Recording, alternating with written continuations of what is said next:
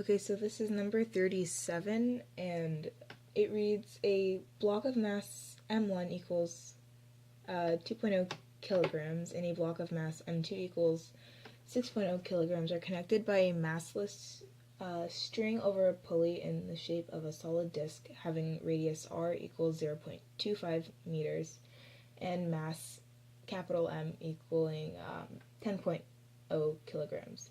These blocks are allowed to move on a fixed wedge of angle theta equals 30 degrees as shown in figure P10.37. The coefficient of kinetic friction is 0.36 for both blocks. Draw free body diagrams of both blocks and of the pulley. Determine A, the acceleration of the two blocks, and B, the tensions in the string on both sides of the pulley. So they first want you to draw free body diagrams, and then you're finding the acceleration of the two blocks, and they will have the same acceleration since the acceleration of the system will equal the acceleration of the two blocks. Of each individual block, they will both have the same acceleration. So free body diagrams for mass 1, there's mg down and normal force up. And then if you look at the diagram, the string is attached to the right side of m1, so tension will be towards the right. So that's the direction of its motion, to the right, so friction has to be opposite that, so it'll be pointed to the left. And for M2 is on the ramp, I think. Yeah, it's the ramp, I guess. And it'll have, its mg will be split up into x and y components, and its direction is also to the right, so friction will be opposite that direction, so to the left. And then tension, the string is also attached to the left side, so tension will be in that direction as well, and you'll have normal force up. And then they also want you to draw a diagram for the pulley. And for the pulley, you have T1 and tension 1 and tension 2 for each block along like the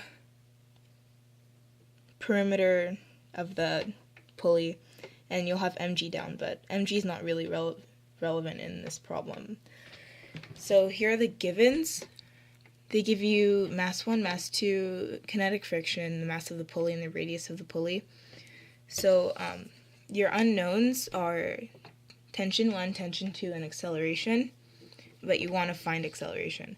So we have 3 unknowns, so what you're going to have to end up doing is creating a system of equations with 3 equations. And first thing I did was sum up the forces in the x and y direction. So in the y direction for mass 1, you just have normal force and m1g, like from the diagram.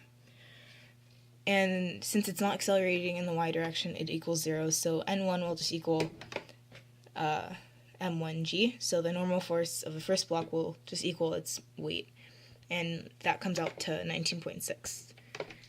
And then for the second mass, we have mg split up into components. So we have to find its y component, which is just m2g cosine theta. And when you plug in the numbers, acceleration is also 0 in the y direction here, so the normal force of the second mass will also equal its weight in the y direction. So we have n2 equals m2g cosine theta, and when you plug in the numbers, the givens, you get 50.92. So that's the sum of the forces in the y direction. And then in the x direction, for the first mass, we have tension to the right, positive, and friction to the left, negative, and which equals m1a. And friction is equal to mu normal force, and they give you the coefficient of friction.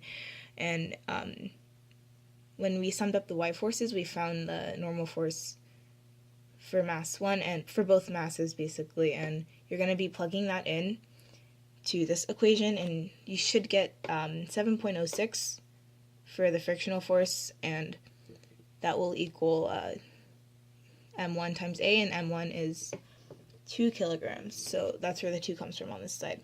So that's going to be your first equation. And then if you sum up the forces in the x direction also for the second mass, we have the x component, or the x component of the weight, and we have tension and friction. So the x component of the weight is the only positive force in this for this block. So yeah, basically, so you have positive m2g and then m2g sine theta, and subtracting t2 and f2, and that will equal ma, but it's m2a because we're just focusing on the second block.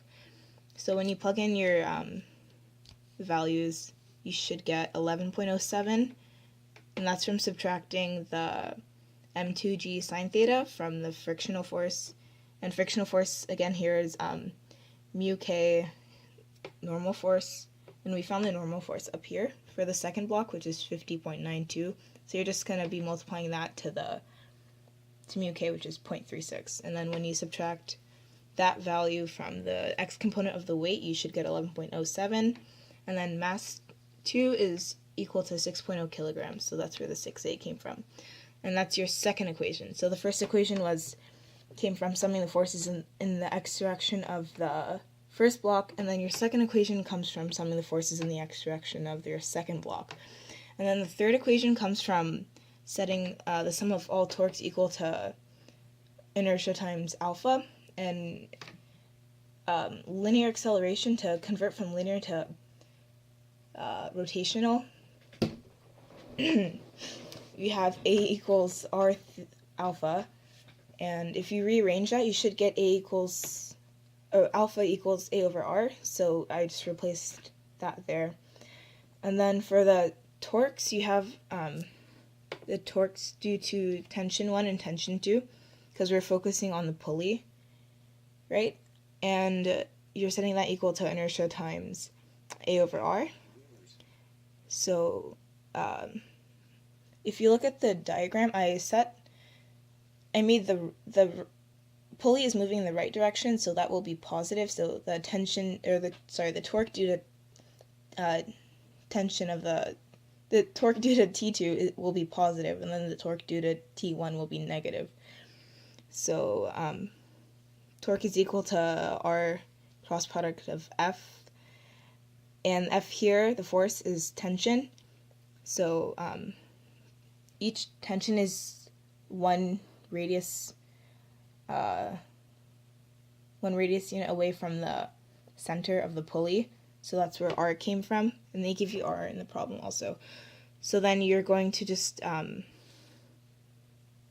be multiplying that, and then on the right side, the R's cancel out, and you'll be left with negative RT1 plus RT2 equals MRA over 2, and then you can cancel out all the R's, so you'll be left with T2 minus T1 equals 5.08, and then the 5 came from the mass, which was 10 divided by 2, so you get 5.